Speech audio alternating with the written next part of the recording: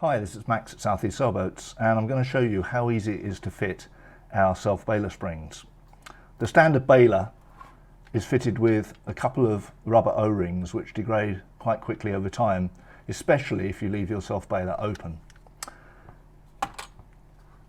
Our small fit and forget self-bailer springs are just that. Once they're fitted, you won't need to replace them ever again.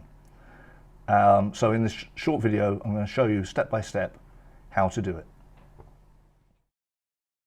Okay, step one, getting started. We've got our self-bailer, we've removed it from the boat, and we've got our springs. There are two springs, one is a natural colour and one is painted red. Okay, step two, dismantling the self-bailer. This is the hardest part. You need to remove the little O-rings by just taking them off the top. Then we need to prise out this cam by pulling these two sides apart. This is the hardest part, and you may want to use something like a screwdriver just to help get that first part of the cam out, like that. Then you can remove the cam and lay it to one side. Step three is to actually remove the chute from the bailer. This is actually quite easy. If you just push the chute from underneath and just pull it and keep pulling, it will click out just like that.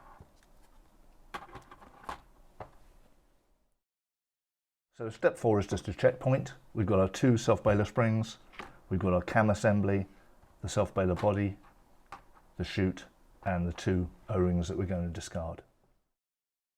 So step five is to attach the first of the springs, which is the unpainted spring. So holding the chute like that and the spring like that,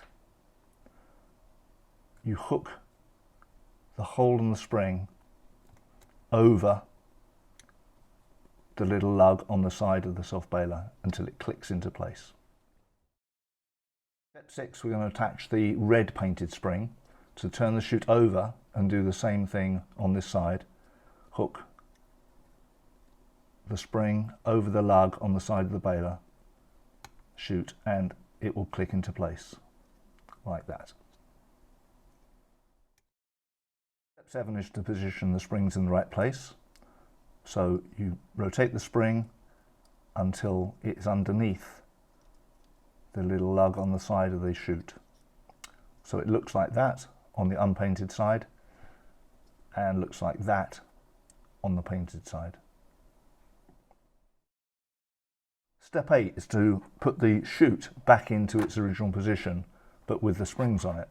So the springs are in that position that we've just done. Put the chute over the bailer, and here you need to push really firmly to click the chute back into position, like so. So step nine, the final step, is to refit the cam. So the metal rod end is at the front end of the self-bailer, and when you do it, it's important that you have it in that position when you refit it.